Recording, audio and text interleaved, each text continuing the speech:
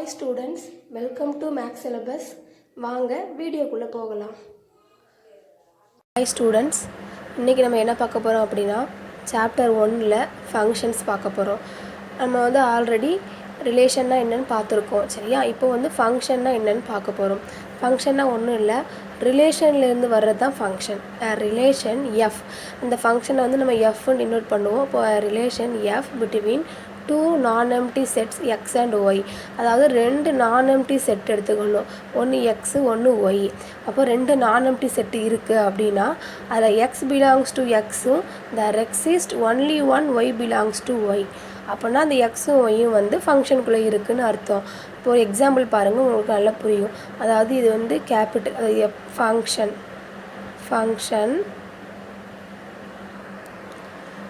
வந்து நம்ம இப்படி சொல்லலாம், F from X to Y. அதாவது இது எஃப், இந்த ரெண்டு புள்ளிக்கு பேர் வந்து ஃப்ரம்மு. எக்ஸுங்கிறது வெற்றிலா கணம், அதாவது நான் எம்டி செட் எக்ஸு, இது நான் எம்டி செட்டு ஒய். இப்போ ரெண்டு செட்டு இருக்கா. இந்த ஸ்மால் எக்ஸுங்கிறது இந்த கேபிட்டல் எக்ஸ் செட்டு எக்ஸுக்குள்ளே உள்ள எலமெண்ட்ஸை குறிக்கி, ஸ்மால் ஒய்ங்கிறது செட்டு ஒய்க்கு உள்ளே இருக்கிற எலமெண்ட்ஸை குறிக்கி. அதாவது there exists only one y belongs to y. அதாவது இங்கே இருக்கிற எக்ஸுக்குள்ளே இருக்கிற எல்லா எலமெண்ட்டுக்கும் இங்கே ஒய்ங்க இருக்கிற எல்லா ஒரு எலமெண்ட்டுக்கும் ஒரு பேர் இருக்கணும். அப்படி இருந்தால் தான் அது வந்து ஃபங்க்ஷன். இப்போ பாருங்கள், ஏக்கும் பிக்கும் ஒரு பேர் இருக்குது, பிக்கும் கியூக்கும் ஒரு பேர் இருக்குது, சிக்கும் ஆருக்கு. அப்போ இது ஃபங்க்ஷன். அப்புறம் இதில் இன்னும் நம்ம தெரிஞ்சுக்கணும், சாதாரணமாக வந்து இது எல்லாமே நம்ம ரிலேஷன் சொல்லலாம். சரியா? ஆனால் அது ஃபங்க்ஷனாக அப்படின்னு சொல்லி கண்டுபிடிக்கிறதுக்கு இப்போ ஜஸ்ட் எக்ஸாம்பிள், இது ஃபங்க்ஷன் தான். 1க்கும் எம்முக்கும் இருக்குது, 2க்கும் 3க்கும் என்னங்கிற ஒரே ஒரு பேர் தான் இங்கே இருக்குது. சரியா? இந்த 2க்கும் 3க்கும் ஒரே ஒரு பேர் தான் இருக்குது. அப்போ இது வந்து ஃபங்க்ஷன் சொல்கிறோம். அடுத்து இது வந்து பாருங்களேன், ஏக்கு எக்ஸ் இருக்குது, இந்த பிங்க இருக்குது, ஒய் ஜெட்டுன்னு ரெண்டு பேர் இருக்குது. அப்போ இது ஃபங்க்ஷனு, இது வந்து நாட் அ ஃபங்க்ஷன் கொடுத்துருக்கோம். அப்போ ரெண்டுக்கும் உள்ள டிஃப்ரென்ஸ் நம்ம எப்படி கண்டுபிடிக்கணும் அப்படின்னா, உங்களுக்கு ஒரு சின்ன ட்ரிக் இது. இதை வந்து மதர்னு வச்சுக்கோங்க. சரியா? இது மதர்னு வச்சுக்கிட்டிங்கன்னா இதை வந்து நீங்கள் பேபின்னு வச்சுக்கோங்க. சரியா? இது மதர், இது பேபி. இப்போ எம்முங்கிற ஒரு அம்மாவுக்கு 1ங்கிற ஒரு குழந்தை இருக்குது. அடுத்து என்னங்கிற அம்மாவுக்கு 2, 3 அப்படிங்கிற குழந்தைங்கள் இருக்குது. ஸோ என்னங்கிற அம்மாவுக்கு 2 குழந்தைகள் இருக்குது. இப்போ ஒரு அம்மாவுக்கு 2 குழந்தைகள் இருக்கலாம், அது வந்து தப்பு இல்லை. ஸோ ஒரு அம்மாவுக்கு 2 குழந்தை இருக்குது, இன்னொரு எம்முங்கிற அம்மாவுக்கு ஒரே ஒரு குழந்தை இருக்குது. ஸோ இது ஃபங்க்ஷன். ஆனால் இங்கே பாருங்களேன், ஏக்கு அதாவது எக்ஸுங்கிற அம்மாவுக்கு ஏங்கிற ஒரு குழந்தை இருக்குது, ஒய் இசட் 2 அம்மாவுக்கு ஒரே குழந்தை இருக்குமா? இருக்காது. ஏன்னா இது அம்மா, இதுவும் அம்மா, இதுவும் அம்மானா 2 அம்மாவுக்கு ஒரே குழந்தை பேபி இருக்குமா? இருக்காது. அப்போ இது நாட் அ ஃபங்க்ஷன். இது சின்ன ஒரு ட்ரிக் தான், புரிஞ்சுக்கோங்க. அப்போ நீங்கள் ஃபங்க்ஷனாக இல்லையான்னு சொல்லி காட்டாங்கன்னா இந்த மாதிரி இது ஃபஸ்ட்டு உள்ளது மதர், அதாவது இது வந்து எக்ஸு, இது வந்து ஒய்யு, இது எக்ஸு, இது ஒய். சரியா? அப்போ இது மதர், அதாவது இதுக்கு பேர் வந்து இமேஜ். இதுவும் தெரிஞ்சு வச்சுக்கணும். இது வந்து இமேஜ், இது வந்து ப்ரீ இமேஜ். சரியா? இது வந்து இமேஜ், இது வந்து ப்ரீ இமேஜ். இங்கே எக்ஸுக்கு இங்கே வந்து தனித்தனி யூனிக் இமேஜ் இருக்கணும், அதுதான் முக்கியம். யூனிக் இமேஜ் இருக்கணும். யூனிக் இமேஜ் இருந்தால் மட்டும்தான் அது வந்து ஃபங்க்ஷன் நம்ம சொல்ல முடியும். இப்போ டெஃபினிஷன் பார்க்கலாம், இன்னும் கொஞ்சம் உங்களுக்கு தெளிவாக புரியும். டெஃபினிஷன் பாருங்கள், ஃபங்க்ஷன்ஸ். சரியா? சாப்டர் 1ல் function, relation F between two non empty sets.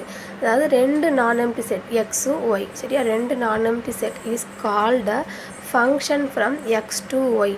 அது இந்த 2 நான் எம்டி செட்டும் ஒரு ஃபங்க்ஷனாக இருக்கணும் அப்படின்னா for each X belongs to X, அதாவது ஸ்மால் எக்ஸுங்கிறது எலமெண்ட்ஸை குறிக்குது, கேபிட்டல் எக்ஸுங்கிறது செட்டை குறிக்குது.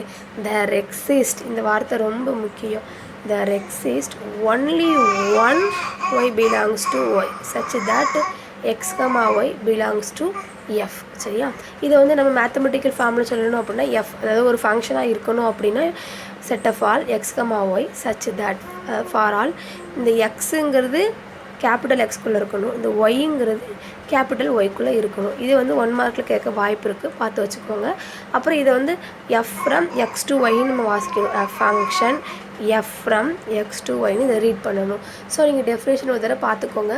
பார்த்தீங்கன்னா நம்ம 2 மார்க்கில் வந்து கேட்கலாம், வாட் இஸ் ஃபங்க்ஷன் அப்படின்னு சொல்லி கேட்டாங்கன்னா அட்டன் பண்ண ஈஸியாக இருக்கும். அதுக்கப்புறம் வந்து இன்னொன்றும் தெரிஞ்சுக்கணும் நம்ம, என்ன அப்படின்னா கார்ட்டீசியன் ப்ராடக்ட் படிச்சிருக்கோம். கார்ட்டீசியன் ப்ராடக்ட்னா என்னென்னா A cross B. சரியா? இப்போது ரிலேஷன் வந்து என்ன, ரிலேஷன்னா என்னன்னு படிச்சுக்கோ. ரிலேஷன் வந்து கார்ட்டீசியன் ப்ராடக்டோட சப்செட்டு தான் ரிலேஷன். சரியா? இந்த கார்ட்டீசியன் ப்ராடக்டோட சப்செட்டு தான் ரிலேஷன். இப்போ இந்த ரிலேஷனோட சப்செட்டு தான் ஃபங்க்ஷன். இது நல்லா தெரிஞ்சு வச்சுக்கணும். சரியா? இதை ஒரு சின்ன ஒரு வட்டம் மாதிரி போட்டு வைக்கணும்னு வச்சுக்கோங்களேன். இது வந்து ஃபங்க்ஷன் வச்சுக்கோங்களேன். அதுக்கடுத்து இது ரிலேஷன். இன்னொன்று போட்டோம் அப்படின்னா இது கார்ட்டீசியன் ப்ராடக்ட். சரியா? அதாவது ஃபஸ்ட்டு படித்தது கார்ட்டீசியன் ப்ராடக்ட், அதாவது A cross B. இப்போது ரிலேஷன் அப்படின்னா அது வந்து கார்ட்டீசியன் ப்ராடக்டோட சப்செட்டாக இருந்தால் தான் அது ரிலேஷன். இப்போ ரிலேஷனோட சப்செட்டு தான் ஃபங்க்ஷன். இது நல்லா தெரிஞ்சுக்கணும். அதுக்கப்புறம் நோட்ஸ். சரியா? ஒரு சின்ன சின்ன நோட்ஸ் எழுதி வச்சுருக்கேன். இதை பாருங்கள், இன்னும் கொஞ்சம் உங்களுக்கு தெளிவாக புரியும். இது வந்து 1 மார்க்கில் கேட்கலாம். அதனால் நீங்கள் பார்த்துக்கிறது நல்லது. சரியா? Every function is a relation. ஓகேவா? எல்லா ஃபங்க்ஷனுமே வந்து கண்டிப்பாக ரிலேஷனாக இருக்கும். என்ன காரணம் அப்படின்னா ரிலேஷனில் இருந்தால் வருது. அது என்ன காரணம் அப்படின்னா ரிலேஷன்லேருந்து தான் இந்த ஃபங்க்ஷனே வந்து உருவாகுது. சரியா? ஸோ ரிலேஷனோட சப்செட்டு தான் இந்த ஃபங்க்ஷன். அதனால தான் every function is a relation அப்படின்னு நம்ம சொல்லணும். சரியா? எல்லா ஃபங்க்ஷனும் கண்டிப்பாக ரிலேஷனாக தான் இருக்க முடியும். ஆனால் every relation need not be a function. ரிலேஷன்லேருந்து தான் ஃபங்க்ஷன் வருது. அதனால் எல்லா ரிலேஷனும் எல்லா ஃபங்க்ஷனும் ரிலேஷனாக இருக்கும். ஆனால் எல்லா ரிலேஷனும் வந்து ஃபங்க்ஷனாக இருக்கணும்னு அவசியம் இல்லை. அதுக்கப்புறம் இது தெரிஞ்சது தான் function are subset of relation. இது ஃபஸ்ட்டே சொன்னேன். ஃபங்க்ஷன் வந்து ரிலேஷன்லேருந்து வருது. அப்போது ரிலேஷனோட சப்செட்டு தான் ஃபங்க்ஷன். அடுத்து relation are subsets of Cartesian product. கார்ட்டீசியன் ப்ராடக்டில் இருந்தால் ரிலேஷன் வருது. இதுவும் உங்களுக்கு தெரிஞ்சது தான். இது 1 மார்க்கில் வரலாம். அப்புறம் function is also called mapping or transformation. அதாவது மேப்பிங்னா சொல்லலாம், இப்படி அதாவது நம்ம ஏரோ டயக்ராமில் அதை வந்து நம்ம குறிக்க முடியும். அதனால தான் மேப்பிங் சொல்கிறோம். அந்த ஃபங்க்ஷனை வந்து நம்மளால் குறிக்க முடியுறதுனால இந்த ஃபங்க்ஷன் இஸ் ஆல்டோ அதை வந்து நம்ம மேப்பிங் அல்லது டிரான்ஸ்ஃபர்மேஷன் அப்படிங்கன்னு நம்ம அதை சொல்லிக்கலாம். அதனால தான் function is also called mapping or transformation சொல்கிறாங்க. அடுத்து வந்து ரிலேஷனில் நம்ம டொமைன் கோடொமைன்லாம் பார்த்துருக்கோம். அதே மாதிரி இங்கே if f from X to y ஒரு ஃபங்க்ஷன்னா நம்ம எப்படி சொல்லலாம், எஃப் ஃப்ரம் எஃப் இது ஃப்ரம் எக்ஸ் டு ஒய். அப்புறம் தென் த செட் எக்ஸ், அதாவது செட்டு எக்ஸ் ஃபுல்லாமே டொமைன். சரியா? அப்புறம் செட்டு ஒய் ஃபுல்லாமே வந்து கோடொமைன். அது தெரிஞ்சிருக்கணும். அடுத்து வந்து என்ன தெரிஞ்சிருக்கணும் அப்படின்னா if f of a equal to b அப்படின்னு ஒன்று இருக்குன்னா P is called a image and A is called a pre-image. இது வந்து நான் உங்களுக்கு ஒரு எக்ஸாம்பிள் போடுறேன், புரியும். அதுக்கப்புறம் இந்த set of all images of element of x, அதாவது இமேஜஸ் எக்ஸுங்கிற செட்டோட எல்லா இமேஜஸும் வந்து ரேஞ்சுன்னு சொல்லுவோம். அப்புறம் கடைசியாக பார்க்க வேண்டியது என்ன அப்படின்னா f from X to y is a function only if every element in domain has a image. அங்கே இருக்கிற எல்லா டொமைனுக்கும் கண்டிப்பாக ஒரு இமேஜ் இருக்கும். அதுவும் என்ன இமேஜ் இருக்குன்னா யூனிக் இமேஜ் இருக்கும். அந்த இமேஜ் வந்து கண்டிப்பாக யூனிக்காக தான் இருக்கும். இப்போ ஒரு எக்ஸாம்பிள் பாருங்கள். நம்ம இவ்வளோ நேரம் பார்த்ததுக்கு நல்லா புரிஞ்சிடும் உங்களுக்கு. பாருங்கள், ஃபங்க்ஷன் போட்டிருக்கேன்னா f from X to y எழுதியாச்சு.